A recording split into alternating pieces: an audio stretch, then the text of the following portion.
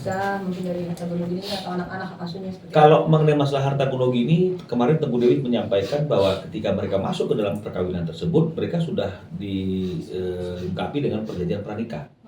Ya, jadi karena adanya perjanjian pranikah tersebut itu akan lebih memudahkan hal-hal yang berkaitan dengan masalah Gonogini ya, karena sudah jelas mereka menguasai harta mereka masing-masing.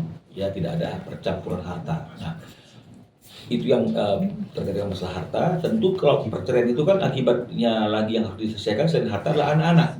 Nah, karena anak-anaknya itu masih di bawah umur, tentu kita akan mintakan bahwa anak-anak ini juga baik yang sudah ada sekarang maupun yang akan lahiran dalam waktu 2 bulan ini, itu pasti tentu akan lebih tepat berada dalam perawatan dan hak asuh ibunya, ya. Meskipun mungkin tidak mengurangi haknya Indro untuk bertemu dengan anak-anaknya, karena kemarin saja Teguh Dewi bilang gitu loh bahwa anaknya itu diberikan kesempatan untuk quality time dengan Indro. Ya, ini kan sekarang mereka kan lagi pisah nih ya, nggak satu rumah nih karena masalah yang ada itu. Nah, tapi tetap melalui orang-orang rumah, melalui ART, Teguh Dewi mengizinkan anaknya itu untuk bertemu dengan Andrew ya sebagai ayah dari anak ini untuk quality time. Jadi artinya setelah terjadi perceraian pun diharapkan akan seperti itu. Artinya Teguh Dewi tidak akan memutus hubungan silaturahmi antara anak dengan ayah. Tapi kalau mengenai masalah hak asuhnya, Dewi tentu ingin anak-anak yang masih di bawah umur ini adalah dalam pengasuhannya dia. Dan tentu juga dengan hak-hak yang terkait yang diizinkan dan dibenarkan oleh undang-undang seperti hak nafkah pendidikan, kesehatan buat anak-anaknya gitu ya, dan juga mungkin nafkah hidup juga buat si Teguh Dewi sampai ada perkawinan lagi. Itu menurut aturan hukum, meskipun kita tidak mengharapkan itu akan dilakukan yang hak nafkah istri itu, tapi setidak-tidaknya hak-hak yang diizinkan oleh undang-undang untuk kita mintakan dalam gugatan perceraian tersebut kita akan mintakan. Bang, tadi juga Abang bilang tidak sekali 2 kali Bang. Mungkin ada beberapa wanita sih Bang yang ketahuan sama Dewi berselingkuh sama Andrew, dan mulai pertama kali ketahuan itu kapan sih Bang sebenarnya? pernikahan usia berapa? Ya, jadi kalau secara detail si Dewi tidak menjelaskan kepada kami dan kami juga tidak ingin bertanya detail karena untuk mengingat-ingat suatu peristiwa yang tidak menyenangkan itu pasti tidak akan baik buat Dewi, apalagi dalam kondisi yang hamil ya. Tapi kalau dari pembicaraannya dia sampaikan bahwa tahun-tahun pertama, jadi mungkin dari mulai tahun-tahun pertama 1 tahun 2 tahun itu sudah ada lah satu kejadian yang terjadi yang dilakukan oleh Andrew, tapi mungkin ya Teguh Dewi masih berbesar hati, mungkin itu satu kekhilafan ya, bahkan mungkin bantu untuk meredakan situasi itu ya. Nah, dengan orang yang cukup dikenal juga sih sebenarnya, dan saya nggak boleh sebutkan namanya kan begitu ya.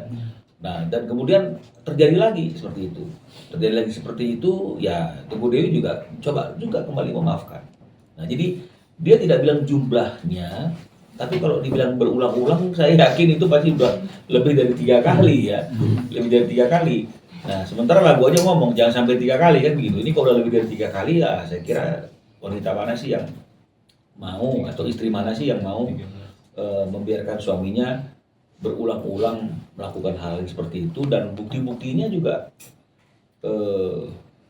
ada gitu ya. Jadi artinya itu Dewi juga menemukan beberapa bukti-bukti perilaku-perilaku yang tidak sepatutnya dilakukan oleh seorang suami, dan itu akhirnya membuat si Dewi ya harus mulai mengevaluasi perkawinan mereka itu, dan dia sampai kepada satu titik ini nggak bisa diteruskan perkawinannya.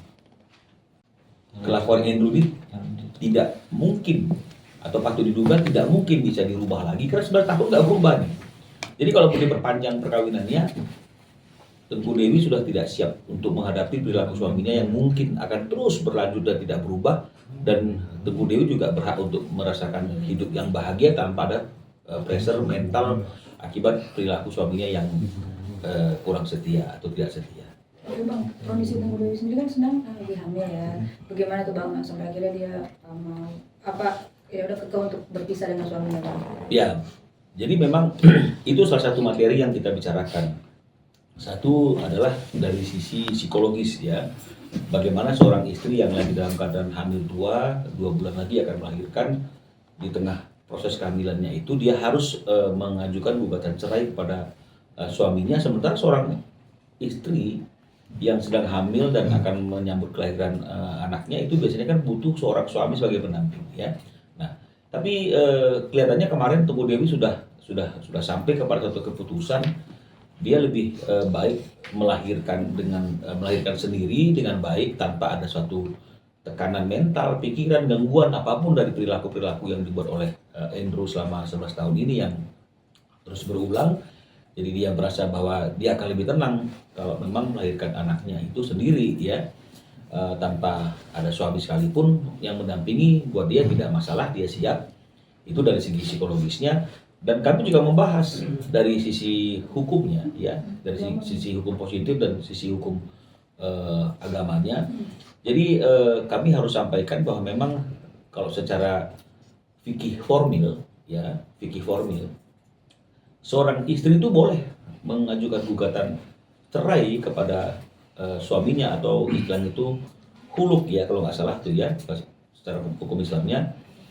Ketika istri itu merasa bahwa dia sudah haknya dilanggar dan kemudian dia merasa dia diperlakukan dengan cara yang tidak senonoh. Jadi haknya dilanggar, jelas sebagai seorang istri harusnya haknya adalah mendapatkan cinta dari suaminya itu, perhatian dari suaminya itu, satu-satunya yang berhak untuk mendapatkan cinta, perhatian, dan juga yang berhak untuk menikmati hubungan suami istri itu adalah dia sebagai istri.